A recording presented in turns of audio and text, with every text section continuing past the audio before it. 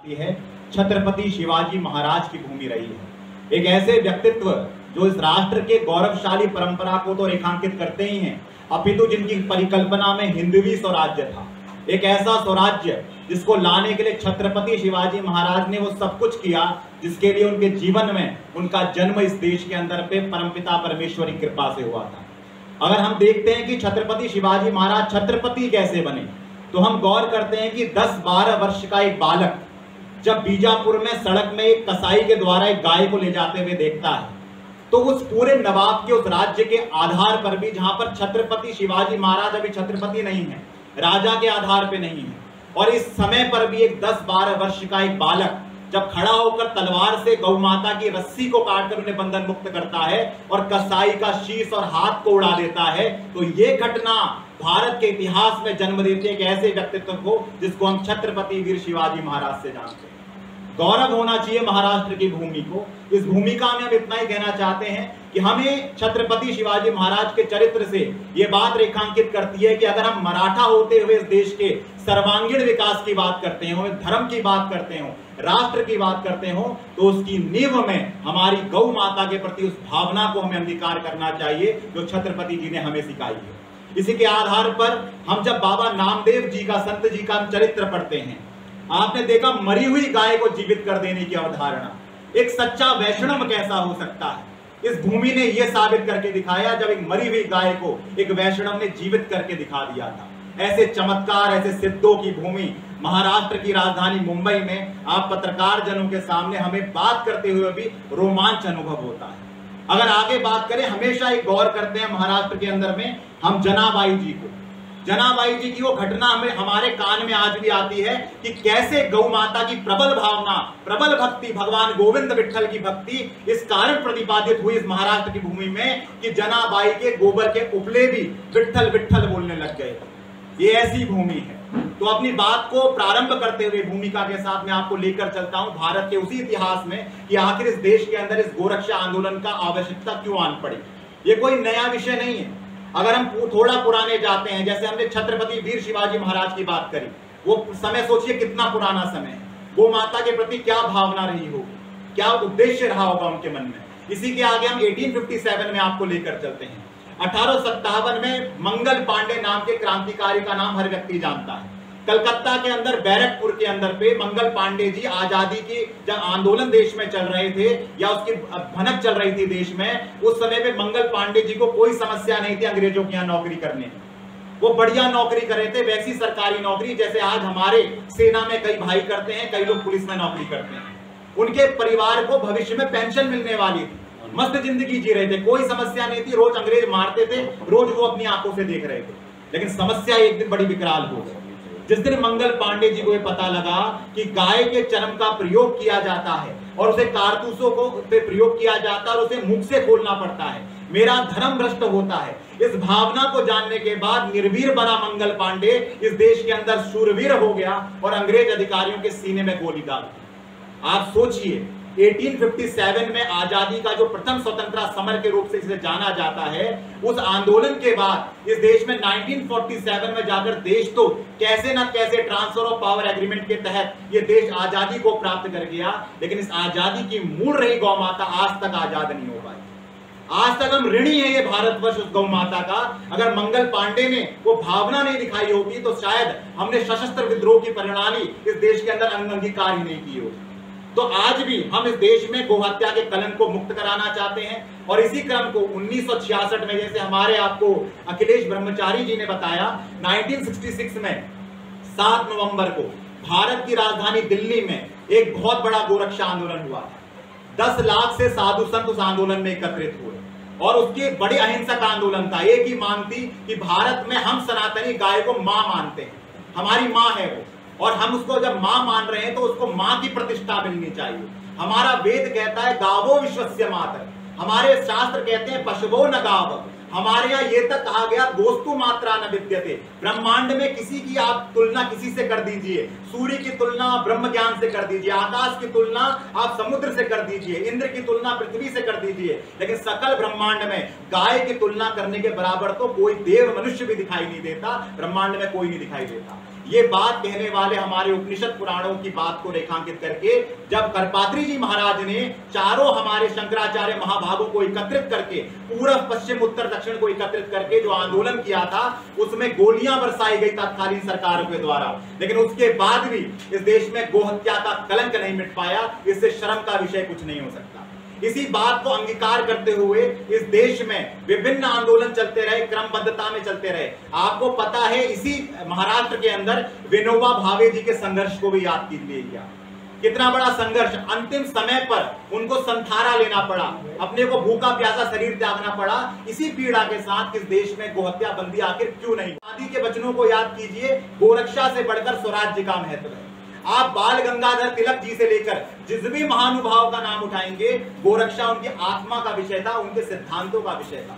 लेकिन आजाद देश में जिन लोगों ने इसके लिए बलिदान दिया, आज तक उनके कार्यों को नहीं किया जा सका है। इसी के बाद इस आंदोलन को जीवंत रखने के लिए उत्तराखंड में पूज्य गोपाल मणि जी महाराज जी ने कार्य किया और गो कथा के माध्यम से गोक्रांति के इस आंदोलन को जीवंत रखा। आगे चलकर चारों आमनाय पीठों का, जो जगत गुरु शंकराचार्य जी की चारों आमनाय पीठ हैं, उनके चरणों में उन्होंने आशीर्वाद प्राप्त किया, उनसे निवेदन किया और अंततो गत्वा जगत गुरु शंकराचार्य ज्योतिष पीठाधीश्वर पूज्य अभिमुक्तेश्वर आनंद जी महाराज जी ने जो चारों शंकराचार्यों का समर्थित जो अभियान था, इसके नेतृत्व को प्राप्त किया। उन्होंने इसका निर्देशन स्वीकार किया और पूरे भारत में अब उस गो क्रांति के इस पूरे आंदोलन को निर्देशित कर रहे हैं। इसी क्रम में भारत में गोध्वज स्थापना भारत यात्रा चल रही है। इस यात्रा का उद्देश्य बड़ा स्पष्ट है कि हम सनातनी अपनी गाय को मां मानते हैं और हमारे वेद पुराण उपनिषद गायो विश्वस्य मातरः कहते हैं। आपने देखा बाबा साहब भीमराव अंबेडकर के जो उसके अध्यक्ष थे जिस संविधान समिति के, उस संविधान सभा का धारा 25 जो संविधान की धारा है, वो हमें ये अधिकार देती है कि हमें अपनी धार्मिक मान्यताओं को जीने का, उसका पालन करने का सहज ही अधिकार प्राप्त है। और जब हम देखते हैं तो सनातन धर्म का मूल आधार गाय है। अगर गाय नहीं है तो हमारे यहाँ गोविंद नहीं है, विट्ठल नहीं है, जिन्होंने लीला ही गोचारण की करी हो।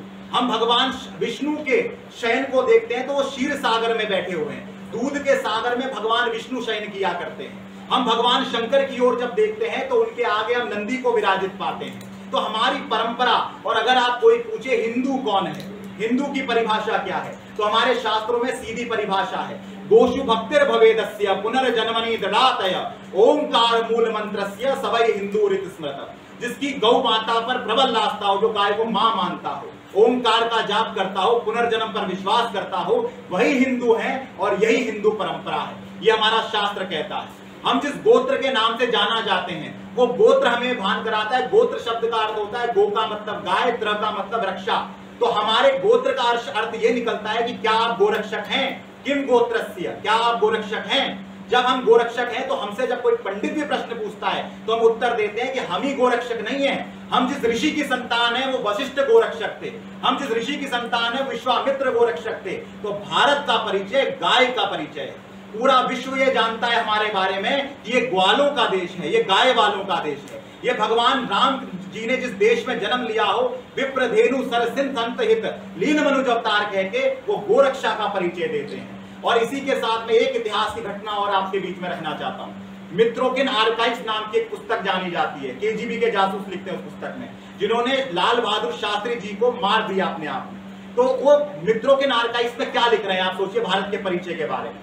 जब उन्होंने शास्त्री जी के प्राण ले लिए तो मित्रोकिन आर्काइव में यह लिखा जाता है कि उस गाय की पूजा करने वाले प्रधानमंत्री को मार दिया।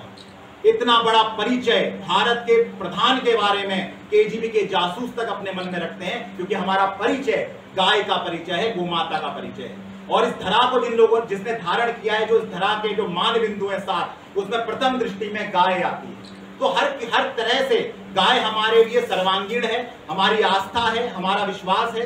इसी बात को लेकर जगतगुरु शंकराचार्य भगवान पूरे भारत का प्रवास कर रहे हैं। 33 प्रदेशों की राजधानियों में वो जाएंगे। ये यात्रा 26,663 किलोमीटर लंबी है, जिस पर वो चलेंगे। हर दिन वो एक नई राजधानी में पहुंचेंगे, वहां पर एक गोध्वज की स्थापना करेंगे। आप ये जानना चाहेंगे कि गोध्वज क्या होता है, तो आपको बता देना चाहते हैं, आदि गुरु शंकराचार्य महाभाग ने केरला से, दक्षिण से निकलकर जब केदारनाथ की पुनर्स्थापना करी, वहां पर विधि विधान से पूजन पद्धति को प्रारंभ किया था। तो अगर आप कभी केदारनाथ जाएंगे तो उसके शीर्ष में आदि गुरु शंकराचार्य जी ने एक ध्वज को स्थापित किया है।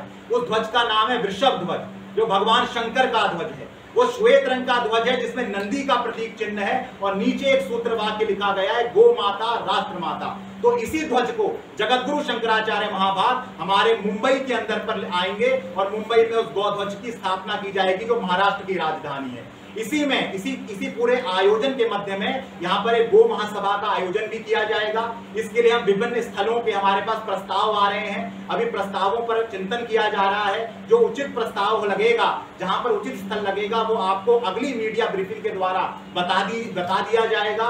इसी के साथ में जो शंकराचार्य जी महाभाग है, उन्होंने 22 सितंबर से इस यात्रा का जो आरंभ किया है, वो अयोध्या की पावन भूमि से किया है। भगवान राम जन्मभूमि से की परिक्रमा कर जगतगुरु शंकराचार्य भगवान ने भगवान राम के आगे एक टेक रख दी है, एक जिद रख दी है। उन्होंने ये कहा है कि हे भगवान, आपका जन्म तो राम काज के लिए हुआ, आपका जन्म जो है वो सीता की प्रतिष्ठा के लिए हुआ।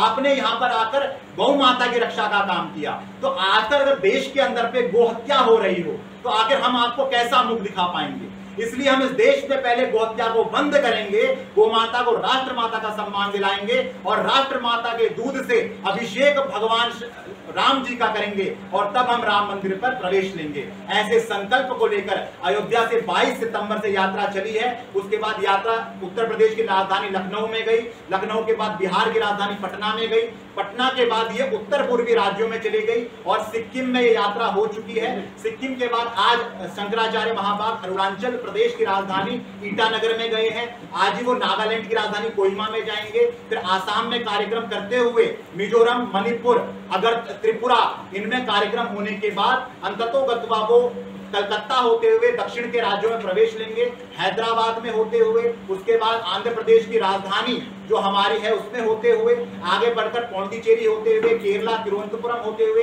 बेंगलुरु होते हुए, गोवा के रास्ते वो सीधे यहाँ पर हमारे महाराष्ट्र की राजधानी मुंबई में 16 अक्टूबर को पहुंचेंगे। और यहाँ पर जो कार्यक्रम होगा, कार्यक्रम सुबह 8 बजे से 12:30 तक होगा और 8 से साढ़े 12 के मध्य का जो कार्यक्रम है शंकराचार्य भगवान यहाँ करेंगे। इसके बाद वो यहाँ से अगले कार्यक्रम के लिए गुजरात की राजधानी गांधीनगर की ओर प्रस्थान करेंगे। तो यही सब चीजें आप सभी के माध्यम से हमें यहाँ आपके मध्य में रखनी थी। आप भारत के प्रहरी हैं, आप पत्रकार हैं, आपके आधार पर इन देश में आवाज को बढ़ा सकते हैं। इसीलिए हम आपसे निवेदन करते हैं कि आप इस बात को अधिकाधिक लोगों तक पहुंचाइए, जिसके लिए शंकराचार्य भगवान ने, देखिए, गौ माता के प्रति भारत के इतिहास में या तो आद्य गुरु शंकराचार्य, जो पहले शंकराचार्य महाभाग हैं, उन्होंने दिग्विजय यात्रा करी थी, अखंड भारत को एक किया था, मतलब पूरे सनातनियों को एक किया उन्होंने और सनातन धर्म की प्रतिष्ठा करी थी। उसके बाद आद्य गुरु शंकराचार्य परम पूज्य ज्योतिष पीठाधीश्वर जगत गुरु शंकराचार्य अभिमुक्तेश्वरानंद जी महाराज संपूर्ण भारत में गोमाता के लिए यात्रा कर रहे हैं, पूरे गो भक्तों को एकीकृत करेंगे, जिसके लिए उन्होंने इससे पहले एक पदयात्रा भी निकाली थी, जो पदयात्रा गोवर्धन से लेकर दिल्ली तक चली थी। नंगे पैर चले शंकराचार्य महाभाग, पांव में छाले पड़े, लेकिन गौ माता के प्रति जो पीड़ा है, क्योंकि जब तक गाय की स्थिति सड़कों पे दिखाई देती है, वो दुर्गति को प्राप्त हो। हमारा देवता 33 कोटि देवता गाय के रोम रोम में निवास करते हैं। हमारे इष्ट, हमारे देवता सब गाय पर निवास करते हैं। अगर वो कचड़े घरों में फिरती हो, उसके पांव झूठे जगहों पर लगते हो, तो भगवान शंकराचार्य आखिर कैसे पीड़ा से नहीं इसमें उद्वेलित होते। तो उन्होंने एक कार्य किया। इसके बाद जैसे हमारे आदरणीय आपको यहाँ पर नवनाथ जी ने बताया, जो यहाँ के संयोजक हैं, उन्होंने आपको बताया कि कैसे इस देश के अंदर में शंकराचार्य जी ने गौ संसद को भी बनाया है। वो जो गौ संसद बनाई गई है, उसका उद्देश्य यही है, जैसे भगत सिंह ने असेंबली में बम फोड़ा था, बम फोड़ने का उद्देश्य स्पष्ट था, किसी को मारना स्पष्ट नहीं था, मारना उद्देश्य नहीं था। और जैसे ही गो संसद का बनाने का उद्देश्य कोई राजनीति करना नहीं है, तो जब भगत सिंह ने जो बम फोड़ा था उसका अर्थ इतना सा था कि जब पार्लियामेंट में खड़े हुए सांसद हमारी भावनाओं को नहीं समझते, ये खासदार आमदार हर जगह जाते जाते हमारे कार्य को यदि नहीं करते, तो हमें यह सुनिश्चित करना पड़ेगा कि हम इस देश में गौ संसद बनाएंगे और गौ संसद के माध्यम से इस देश में इस काम को कराएंगे। तो वो कार्य भी इसमें निरंतर चलता जा रहा है और उसमें हमारे यहाँ जितने भी माननीय गौ सांसद उपस्थित है उनका हम स्वागत करते हैं। यहाँ पर हमारी जो यहाँ पर आयोजन समिति में हमारी बहन जी हैं मीना गर्ग जी, उनका स्वागत है। हमारे आदरणीय पाटिल जी का स्वागत है। और यहाँ पर जो हमारे सहयोगी हैं, यहाँ पर देख रहे हैं शंकराचार्य जी के कार्यों को हमेशा करते रहे हमारे अभिषेक जाजू जी यहाँ पर उपस्थित है, इनका भी स्वागत है। हमारे पीछे में बहन जी सुवर्णा जी, ये भी उपस्थित है जो गो सांसद है यहाँ से, और गो सांसद नितेश ओझा जी जो पंचगव्य में बहुत अच्छा कार्य कर रहे हैं, संवाद प्रभारी भी हैं, बहुत अच्छा कार्य कर रहे हैं। जिस समय कोरोना आया था उस समय पर जो कोरोना के लिए बचाव के लिए जो हाथ धोने का है कि गौमूत्र से हाथ धोकर हम सैनिटाइज कर सकते हैं, आखिर दारू का प्रयोग क्यों करना, तो ऐसी चीजों को नितेश भाई ओझा जी करते रहे हैं। और इसी चीज के क्रम को हम महाराष्ट्र के सभी संभ्रांत धर्म प्रेमी करते हैं कि छत्रपति वीर शिवाजी महाराज संभाजी महाराज की इस पावन धरा पर हम मराठा साम्राज्य के उस आधारशिला को, उस हिंदवी स्वराज्य को पुनर्स्थापित करें जिसके लिए एक मराठा के अंदर के रक्त में भी संचार होता है। कहते कहते जिनका अपने आप में रक्त उद्वेलित होता है, ये भुजाएं फड़क पड़ती हैं। तो ऐसे हम भूमि पर हमें इस काम को करना है। हम एक सूत्रवाक्य बोलेंगे और इसको समाप्त करेंगे, लेकिन उससे पहले एक पंक्ति जो भूषण कवि ने कभी लिखी थी उसको कहते से मिल जा रही है। हमारे गोरक्षक प्रताड़ित होते हैं, तो गोरक्षा का कानून अमुक अमुक प्रदेशों में है, लेकिन देखिए जैसे आपको बताता हूँ टेक्निकल समस्या क्या हो रही है। टेक्निकल समस्या ये है कि अमुक प्रदेश में गोरक्षा कानून है, अमुक प्रदेश में गोरक्षा कानून नहीं है। तो होता क्या है, मान लीजिए महाराष्ट्र में गोहत्या प्रतिबंधित है लेकिन किसी अन्य राज्य में गोहत्या हो सकती है। जैसे अभी हम केरला में चले जाएं तो जो ट्रैफिकिंग है, जो गाय को लेकर जा रहे हैं वो यहाँ से गाय को उठाया जा रहा है और वो किसी दूसरे राज्य में जाके कत्ल कर दिया जा रहा है। तो अगर देखा जाएगा तो अभी गोरक्षा कानून देश में लागू नहीं है। गोरक्षा के एक स्थान पर आप हत्या नहीं कर सकते, ये कानून है। जैसे अभी हम इस सभागार में हम गोहत्या नहीं कर सकते, लेकिन कह दिया गया आप दूसरी जगह जाइए और वहां गोहत्या कर सकते हैं, वहां बीफ खा सकते हैं। तो इसके लिए जैसे देश के अंदर पे वन नेशन वन इलेक्शन की बात हो रही है, जैसे देश के अंदर पे वन लॉ वन कॉन्स्टिट्यूशन की बात होती है, जैसे यूनिफॉर्म सिविल कोड की बात की जाती है, एक सामान्य नागरिक संहिता हो। हम चाहते हैं देश में एक समान कानून बने जो सभी विधान पर एक समान लागू हो। गाय को पशु की सूची से हटाकर माता की सूची में रखा जाए, उसे केंद्रीय सूची का विषय बनाया जाए, राज्य की सूची से हटाकर केंद्रीय सूची का विषय बनाया जाए और एक केंद्रीय कानून ढांचा इसके लिए बनेगा और गौ माता को राष्ट्र माता का सम्मान मिले, जो सभी राज्यों में एक ही प्रोटोकॉल स्थापित किया जाएगा। आप पूछेंगे राष्ट्र माता बनकर क्या हो जाएगा, एक प्रश्न हो सकता है, तो इसका उत्तर भी हम महसूस करते हैं कि हमें दे देना चाहिए। देखिए किसी अमुक व्यक्ति को आप चुन लीजिए आप और उसको किसी दिन मुख्यमंत्री घोषित कर दीजिए, एक अमुक व्यक्ति को आप प्रधानमंत्री घोषित कर दीजिए जिसे कोई नहीं जानता। उसके प्रधानमंत्री बन जाने मात्र से, मुख्यमंत्री बन जाने मात्र से आपको उसकी रक्षा नहीं करनी पड़ती, उसका प्रोटोकॉल स्वयं जारी हो जाता है। तो जब गाय हमारी राष्ट्र माता होगी, जैसे तिरंगे का कोई अपमान नहीं कर सकता, जानकर करेगा दंड होगा, उसमें भयंकर दंड लगेगा क्योंकि राष्ट्रीय प्रतीक का अपमान है। और गाय केवल चिन्ह नहीं है राष्ट्र की, वो आत्मा है हमारे राष्ट्र की। तिरंगा तो चिल्ला नहीं सकता, जैसे हमारे देश में राष्ट्र नदी गंगा को बनाया गया, उसका तिरस्कार नहीं किया जा सकता। इसी तरह से जब गौ राष्ट्र माता बनेगी तो स्वतः एक प्रोटोकॉल लागू होगा और उस प्रोटोकॉल के तहत गौ माता की रक्षा, गौ माता का संवर्धन, गौ माता के आधार में गो मंत्रालय का गठन, गोरक्षकों के लिए एक गोरक्षा आर्मी, गोरक्षा के लिए एक लीगल सेल का गठन, गोरक्षा के आधार पर R&D के सेंटर, रिसर्च, सब कुछ अपने आप प्रारंभ हो जाएंगे। ये इतना बड़ा उद्देश्य है इस। और राष्ट्र सबसे बड़ी बात, अगर हमारी गौ माता जो आज सड़कों में आपको दिखाई देती है, एक भी गाय आपको सड़कों में नहीं दिखाई देती। आज गोरक्षा में सरकारों की जिम्मेदारी कुछ नहीं है, सरकार कानून बनाती है और समाज पे छोड़ देती है। लेकिन जब राष्ट्र माता गौ माता होगी तो सरकार की स्वयं जिम्मेदारी बनेगी और सड़कों से एक एक गायों को हटाकर उन्होंने गौ का अभ्यारण्य बनाने पड़ेंगे। गौशाला तो छोटी चीज हो जाएगी, वो अभ्यारण्य अस्तित्व में आएंगे जहां गौ माता की सेवा होगी। और कभी कोई गौ माता शरीर छोड़ देती है सड़कों में, कहीं आपको शरीर छोड़ती दिखती है, तो विधिवत उसका तिरंगे से लपेटकर संस्कार भी इस देश के अंदर किया जाएगा। इससे बड़ा सम्मान हम नहीं समझते भगवती गौ माता का, हम सनातनियों के लिए कुछ इससे बढ़कर है। इसलिए हम गौ माता को ये सम्मान दिलाना चाहते हैं और इस सम्मान को मिलकर सभी समाधान जो गाय से जुड़े हुए हैं, जो सब कुछ हम लगता है हमें खेतों में गायों का जाना, सब कुछ, ये सभी समस्या का समाधान हो जाएगा। उस पर हिंसा करना तो बहुत दूर की बात है, कोई उसका दूध लगाकर शोषण तक इस देश में नहीं कर पाएगा। ऑक्सीटॉक्सिन का इंजेक्शन कोई नहीं लगा पाएगा। कहने का मतलब दूध सबको मिलेगा, सब कुछ होगा, लेकिन उसके लिए एक पूरा प्रॉपर कोड बनाया जाएगा। गौपालन हर व्यक्ति घर घर में करेगा, लेकिन उसका शोषण कोई नहीं करेगा, उसकी पूजा भी करेगा, प्रतिष्ठा भी करेगा, उसका संवर्धन भी करेगा। गौशाला में जो गौ माताएं हैं, हाँ, संस्थाओं की कई गौशालाएं हैं, कई सारी गौशालाएं बहुत अच्छी संवर्धित, जैसे हमारे यहाँ पर नितेश भाई ओझा जी बैठे हैं, कोल्हापुर में इनकी गौशाला है और स्वावलंबी गौशाला है। गौशाला बड़ी अच्छी रख रखाव में है, सब कुछ व्यवस्था का ध्यान रखा जाता है, ये भी है। लेकिन जैसे देश में ना गाय के प्रति जब स्वार्थ की चीज, जब से इसका कमर्शियलाइजेशन प्रारंभ हुआ, स्वार्थ जुड़ गया, गऊ को माँ से हटाकर केवल, जैसे मैं अपनी माँ से इसलिए प्रेम नहीं करता कि वो मेरे को पैसा देगी, मैं अपनी आई से इसलिए प्यार नहीं करूंगा कि मेरे को पैसा देगी तब मेरी आई है, मैं उससे प्रेम इसलिए करूंगा मेरी माँ है भाई, इसके लिए कोई अर्थ नहीं है। इसलिए गौ माता से अर्थ मिलेगा सबको, पैसा मिलेगा आपको, सब मिलेगा, धर्म मिलेगा सबसे पहले, फिर अर्थ मिलेगा, काम मिलेगा, अंत में मोक्ष भी मिलेगा। वैतरणी तक पार करनी है, गाय की पूंछ पकड़नी पड़ेगी। तो कई गौशालाएं लालच बस, स्वार्थ बस, गौ माता के अनुदान का गलत प्रयोग कर रही है, गाय के लिए सही से वो सब नहीं दे रही है उसको जो मिलना चाहिए। तो ऐसे लोगों पर सख्त कानून बनाया जा रहा है। और जो गो संसद लागू हुई थी देश के राजधानी दिल्ली में 5 दिवस जो चली, उसमें जगतगुरु शंकराचार्य भगवान ने 42 प्रस्ताव पारित करे। और उन 42 प्रस्ताव में पता है एक प्रस्ताव क्या है, जो भी लोग हिंदू नाम से कोई कत्ल खाना चलाते हैं, कोई भी कत्ल खाना अगर चल रहा है, अमुक कत्ल खाना जहां गो की हत्या हो रही है, ऐसे लोगों को हिंदू समाज से बहिष्कृत कर दिया जाए। उनको लेटर भेजा जा रहा है, क्यों ना आपको बहिष्कृत कर दिया जाए। और हम जिस गौ माता की बात कर रहे हैं वो वेद लक्षणा गाय। हम गाय किसको मानते हैं? हम गाय संभाजी महाराज, छत्रपति शिवाजी महाराज की गाय को मानते हैं, खिल्लार गौ माता को मानते हैं। आप खिल्लार को कभी देखेंगे ना, हमें बड़ा गौरव होता है, उनको देखने मात्र से छत्रपति शिवाजी महाराज की फूर्ति का पता चलता है, उनकी शक्ति तेजस्विता का पता लगता है। तो हम उस गाय के लिए काम करें जिनका कंधा है, जो गलकंबल रखती हैं, जो वेद लक्षणा गाय है, उनकी प्रतिष्ठा का काम के लिए आयोजन चल रहा है। उसके उस शंकराचार्य भगवान ने उसको रामा गौ का नाम दिया है, राष्ट्र माता गौ।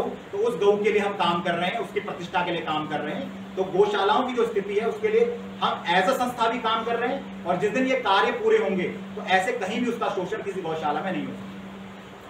ये जो गोरक्षक है, हमारे अभी यहाँ पर इस देश में कोई व्यक्ति गाय को कत्ल करने को ले जा रहा हो तो आप उसको आतंकी कह दे रहे हैं, आप कह रहे हैं कि वो आतंकी है। एक समझिए आप पीड़ा। इसी प्रदेश में छत्रपति शिवाजी महाराज ने ये बात जोड़कर दिखाई है कि गाय ले जाता कोई मिलेगा तो हाथ काटो, सर काटो। तो क्या आतंकी हो सकते हैं? नहीं हो सकते। लेकिन होता क्या है कि गोरक्षकों पर तो दबाव है, लेकिन जो गो हत्यारे हैं, गो तस्कर हैं, उनको पूरा समर्थन मिला जा रहा, उन पर कोई टिप्पणी नहीं कर रहा। हमारे कितने ज्यादा सैकड़ों गोभक्त, गोरक्षक बलिदान हो गए सड़कों पर इसी कारण से।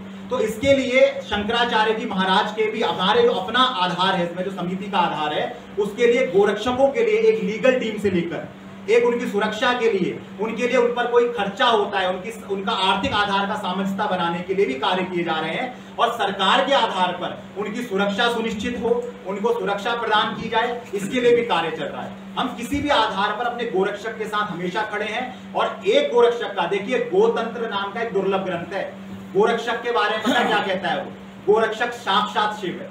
तो हम गोरक्षक के प्रति इस भावना के साथ खड़े हैं। और राष्ट्र माता घोषित जिस दिन गौ माता हो जाएगी, आप समझ लीजिए, ये जो जितने हमारे गोरक्षक हैं, इनको सबसे बड़ा बल केवल ये कानून देगा, क्योंकि इसके बनने मात्र से, जैसे आपने नाइजीरिया में देखा होगा, नाइजीरिया में हमारी गाय जा रखी है, ब्राजील में हमारी गाय जा रखी है। नाइजीरिया में जो वहां की लोकल जनजाति, नाइजीरिया या वहीं का एक देश है, वहां की जो लोकल जनजाति है वो राइफल लेकर अपनी गाय की रक्षा करती है, पिस्तौल पकड़कर, बड़े बड़े हथियार पकड़कर। तो हमारे गोरक्षकों को बकायदा लीगली उनको हथियार मिलेंगे इस रक्षा के लिए, गौ माता के लिए उनकी भर्ती की जाएगी और सब कुछ इसमें होगा। इसमें हमारे पूरा दस्तावेज बना रखा है कि इसको इंप्लीमेंट करने के बाद क्या क्या काम किया जा सकता है। गौ माता, बहुत बहुत धन्यवाद आप सभी पत्रकार बंधुओं का। अचूक बातम्या, निपक्षपाती विचार, अन्यायाविरुद्ध वाचा फोडणारे परखड विचारांचे सार्वभौम दैनिक प्रजासत्ताक जनता।